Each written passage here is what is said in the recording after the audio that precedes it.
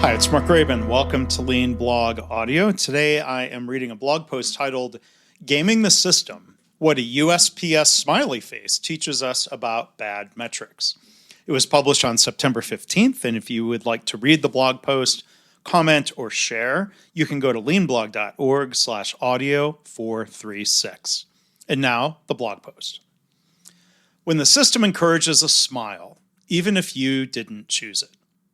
I recently dropped off a pre-labeled return package at my local United States Postal Service branch. To me, it wasn't much of an encounter. It wasn't really a transaction. I handed it over the package. The clerk scanned it and asked if I wanted a receipt. Seemed pretty routine, pretty quick. I didn't really need the receipt, but I guess they're following their process. But what happened next really caught my attention. Before I could respond or even fully register the question that was on the screen, the clerk reached forward and tapped the green smiley face on the touch screen, that's used for credit card payments, which I wasn't paying anything here, and for customer feedback. You had options and they flew by, it was gone before I even barely noticed it. Red, frowny face, yellow, flat expression, and a green smiley face. And again, the clerk rated our interaction on my behalf. But to be clear, I've been having a good experience. Again, it was brief. I didn't wait in line. It was easy. The person seemed polite. I probably would have tapped the green face myself, but I didn't get the chance. And that got me thinking, not about the clerk's behavior, not to blame him, but about the system that he's working in. I didn't blame the clerk. He didn't design the system. And somebody did. And that system likely includes things like, this measurement tool, the feedback terminal that simplifies our experience into a single button tap and emoji. There's probably a performance target that encourages more green faces, fewer red ones. And there's likely a management approach that may judge, reward, or penalize employees based on something as ambiguous as those smiley face or emotion metrics. Well, if that's true, it makes me wonder what happens when a customer doesn't tap anything. Is that silence interpreted as dissatisfaction? If a red face appears, it's tapped on during a rush caused by understaffing or delayed shipments, what happens?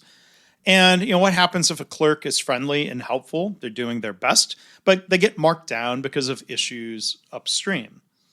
These questions matter because when we don't design systems thoughtfully, we risk holding people accountable for things they can't control. And when that happens, people often adapt to survive the system rather than improving it. In this case, that might just mean tapping the green face themselves, just in case. From a lean perspective, and I think this is informed from the Deming philosophy of Dr. W. Edwards Deming, we're reminded of three things. One, most performance is a function of the system, not individual effort. Two, people will naturally optimize things to meet incentives, especially when the stakes are personal. And third, metrics without context can mislead rather than informing leaders and managers. So again, I would say that clerk didn't fail, the system did. As Deming said, senior management is most responsible for the system. So instead of judging and asking, well, why did he do that? We might ask, what about the system made that behavior seem like the best choice? And how often are we unintentionally encouraging similar behaviors in our own organizations? The call to action, I think, is this. Let's design systems that help people succeed without asking them to game the data or fudge the numbers or distort the system just to protect themselves. And this is something I've blogged about a lot over the years. There are related posts that you can click on in this blog post. Again, go to leanblog.org/audio437. There's a blog post titled Lessons from the Wells Fargo Scandal, Mismanagement and Gaming the Numbers.